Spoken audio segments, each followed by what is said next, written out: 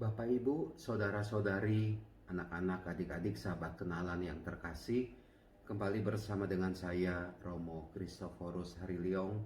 Kita akan merenungkan bacaan Injil pada hari ini Selasa 12 Januari 2021. Bacaan Injil diambil dari Markus bab 1 ayat 21b sampai dengan 28.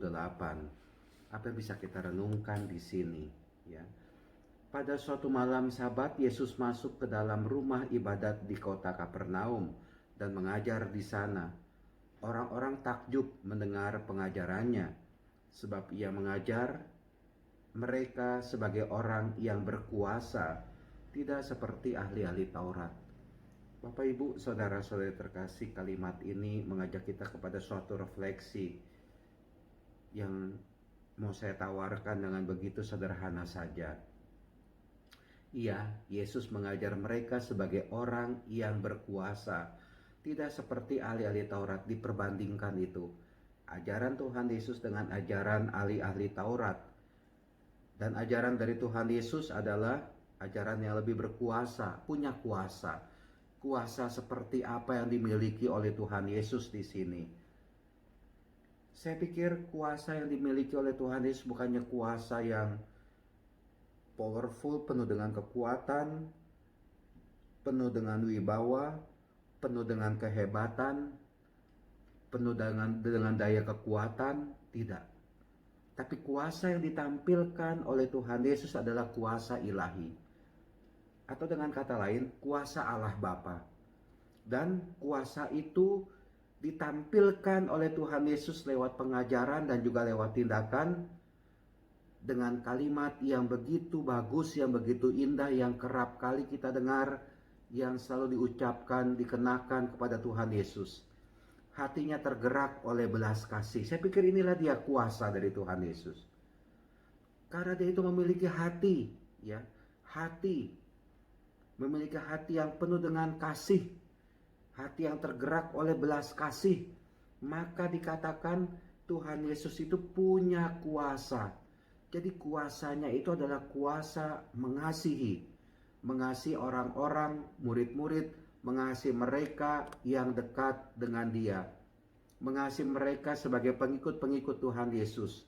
Bahkan bukan sebagai pengikut Tuhan Yesus pun, yang bukan pengikut dia, Yesus pun memberikan kasihnya, memberikan cintanya, cinta ilahi, kasih ilahi kepada mereka semua. Kekuatannya, kuasanya terletak pada kasih. Dan ini diperlihatkan kemudian, ya, ketika dalam rumah ibadat itu ada seorang yang kerasukan roh jahat. Kok di rumah ibadat itu bisa kerasukan roh jahat, ya? Bukankah di dalam rumah ibadat itu rumah yang suci, itu ya, ada Allah, ada kuasa Allah. Tapi kenapa ini dikisahkan? Dalam rumah ibadat itu ada seorang yang kerasukan roh jahat. Ternyata roh jahat itu hebat, sangat hebat. Di mana-mana dia bisa merasuki orang lain, merasuki manusia. Entah di rumah ibadat, entah di rumah najis katakanlah, ya. Di rumah najis itu jelas ada roh jahat. Tapi ini di rumah ibadat ini ada roh jahat. Bayangkan di gereja itu ada roh jahat. Ya, itulah dia yang kadang-kala terjadi, ya. Roh jahat itu hebat. Bukannya roh yang dipentung, dipukul lalu lari, enggak, ya. Bahkan ada sesuatu yang lebih hebat lagi ini. Sesuatu yang hebat dari roh jahat, ya. Orang itu berteriak, ya. Dikatakan demikian dalam teriakan si orang itu. Apa urusanmu dengan kami, hai Yesus orang Nazaret? Roh jahat itu kenal Tuhan Yesus itu rupanya. Atau roh jahat itu tahu itu siapa Tuhan Yesus. Ya, luar biasa, ya, roh jahat itu, ya. Dia tidak takut itu sama Tuhan Yesus. Dia tahu siapa itu Tuhan Yesus. Dan orang yang kerasukan roh jahat itu di dalam rumah ibadat itu, ya. Apa yang mau kita refleksikan di sini? Bapak Ibu, memang kuasa roh jahat itu atau roh jahat itu punya kuasa. Tapi kuasanya itu menghancurkan manusia. Tidak seperti Tuhan Yesus punya kuasa, kuasa ilahi, kuasa cinta, kuasa kasih yang membangun manusia, mengangkat manusia. Kalau roh jahat itu tidak, menghancurkan manusia. Seperti ini orang yang kerasukan roh jahat, dibelenggu, tidak bebas itu, ya.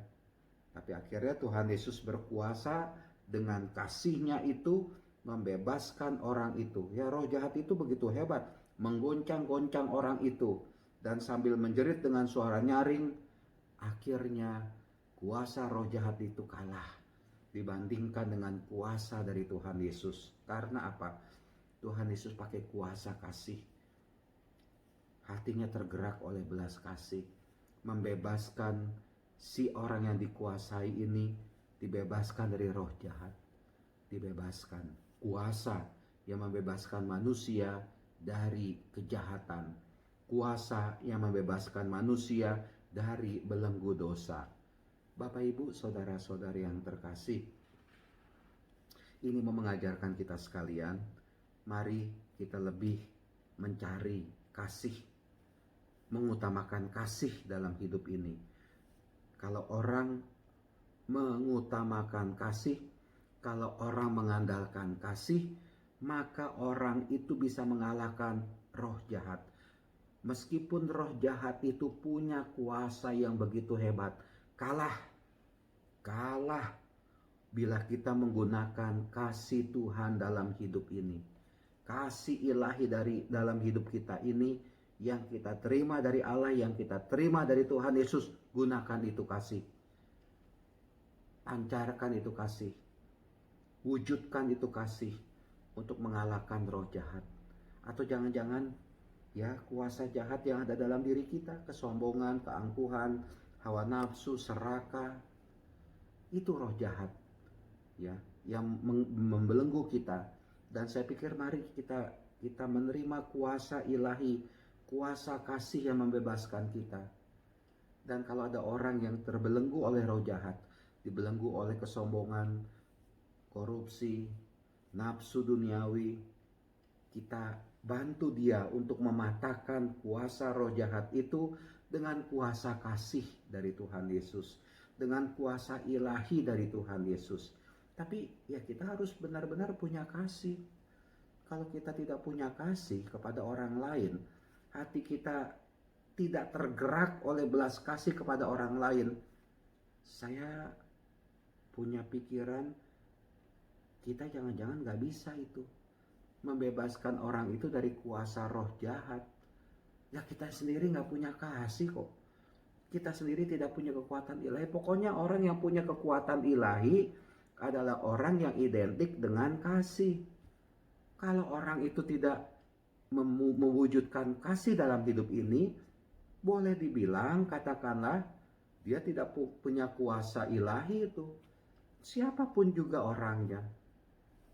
Atau bahkan meskipun orang itu berjubah seperti saya, tapi kalau saya ini tidak punya kasih kepada orang lain, kuasa ilahi itu tidak ada dalam diri saya, dan saya tidak bisa membebaskan orang yang dibelenggu oleh roh jahat. Atau jangan-jangan kita menggunakan kuasa Beelzebul untuk mengusir roh jahat dalam hati, dalam diri orang itu, ya bisa saja. Ini loh, saya mau tampil sebagai orang yang hebat. Lalu muncullah kesombongan, keangkuhan dalam diri saya. Dan saya ini mau menjadi terkenal sebagai orang yang hebat. Mau dipandang sebagai orang yang pintar mengusir setan, katakanlah. Saya loh. Kalau saya punya kesombongan, keangkuhan seperti itu, saya pikir saya menggunakan kuasa Beelzebul. Tapi kalau saya menggunakan kuasa Allah, kuasa kasih, kuasa cinta, maka yang saya lakukan adalah murni supaya orang itu bebas dari belenggu setan, dari belenggu dosa. Dan kemudian seperti halnya Tuhan Yesus, saya akan menyingkir supaya tidak diketahui. Nah, Bapak Ibu, saudara-saudari terkasih, mari kita isi diri kita dengan kuasa ilahi, dan kita gunakan kuasa ilahi itu untuk mematahkan kuasa roh jahat. Tuhan memberkati, melindungi kita sekalian. Amin.